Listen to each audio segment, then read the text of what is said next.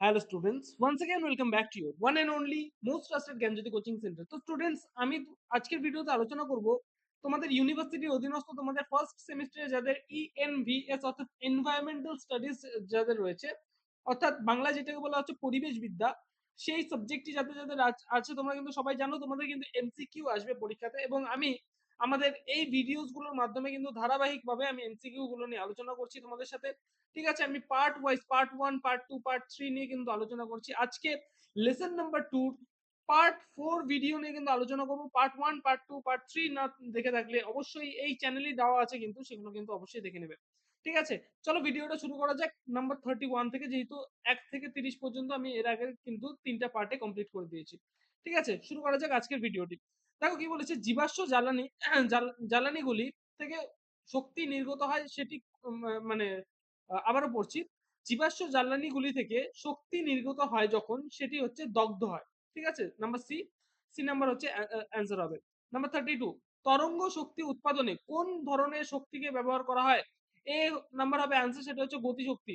Number 33, একটি জোয়ার ভাটা ব্যারেজ প্রতিবন্ধক হিসেবে কিসের উপর নির্মিত হয়? সেটা হচ্ছে ডি নাম্বার হবে অ্যান্সার, সেটা হচ্ছে নদী খাড়ি। নাম্বার 34, জলবিদ্যুৎ শক্তি উৎপাদনের ক্ষেত্রে জলবিদ্যুৎ শক্তি উৎপাদনের ক্ষেত্রে বি নাম্বার হবে এখানে অ্যান্সার, সেটা হচ্ছে বিভব শক্তি। বিভব শক্তি গতি শক্তিতে কিন্তু পরিণত হয়। ঠিক আছে, বি নাম্বার হবে অ্যান্সার এখানে। এবং নাম্বার 35, জীবাশ্ম জ্বালানি প্রধান কয় প্রকার ও কয় প্রকারের? এখানে হবে সি নাম্বার হবে অ্যান্সার, সেটা হচ্ছে 3 প্রকারের। ঠিক আছে, জীবাশ্ম জ্বালানি হচ্ছে প্রধানত 3 প্রকারের।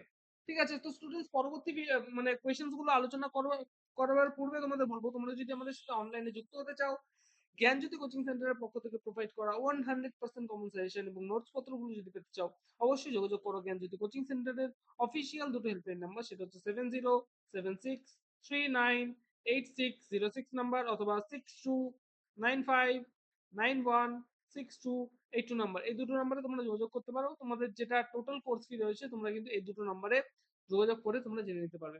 নাম্বার 36, তাপ ও আলো রূপে শক্তি কোন ক্ষেত্র থেকে সর্বাধিক পাওয়ার সম্ভাবনা তৈরি করেছে?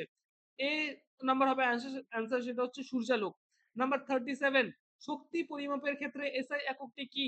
ডি নাম্বার হবে অ্যান্সার, সেটা হচ্ছে জুল। নাম্বার 38, ভূগর্ভে যে তাপ আবদ্ধ হয়ে রয়েছে যাকে শক্তি হিসেবে ব্যবহার করা যায় তাকে বলা হচ্ছে ভূতাপ শক্তি। ঠিক আছে, নিম্ন নিম্নোক্ত মানে নিম্নলিখিত কোনটি, ঠিক আছে, এখানে স্পেলিং মানে টাইপিং মিস্টেক আছে, কোনটি পুনর্ভব শক্তির প্রধান অসুবিধা? সি নাম্বার অফ অ্যান্সার, সেটা হচ্ছে অনিয়মিত সরবরাহ। নাম্বার 40, আজকের ভিডিও লাস্ট কোয়েশ্চেন, জলবিদ্যুৎ শক্তির ক্ষেত্রে সারা বছর ধরে শক্তি উৎপাদনে কোনটি প্রয়োজনীয়? ঠিক আছে, কোনটি প্রয়োজনীয়? এ নাম্বার অফ অ্যান্সার, সেটা হচ্ছে জলপূর্ণ নদীবাঁধ। তো স্টুডেন্টস, আজকের ভিডিওতে কিন্তু এই 10টা কোয়েশ্চেন নিয়ে আলোচনা করলাম বিস্তারিতভাবে। ভিডিওটাকে এত পর্যন্ত দেখার জন্য অসংখ্য ধন্যবাদ। পরবর্তী যে পার্ট গুলো রয়েছে সেগুলো কিন্তু খুব তাড়াতাড়ি ধারাবাহিকভাবে ওয়ান আফটার অ্যানাদার আমি নিয়ে আসবো, এবং আশা করব এই ভিডিও মানে এই যে সমস্ত যে কোয়েশ্চেন্স গুলো আমি দিচ্ছি এগুলো তোমরা সবাই নোট ডাউন করে নিচ্ছ, এবং নোট ডাউন করে রীতিমতো কিন্তু বাড়িতে পড়াশোনা শুরু করে দাও। কারণ এই যে কোয়েশ্চেন্স গুলো আছে এই কোয়েশ্চেন্স গুলো একদিনে তোমাদের মানে মুখস্থ করতে পারবে না, এগুলো কিন্তু মুখস্থ করতে একটু টাইম লাগবে।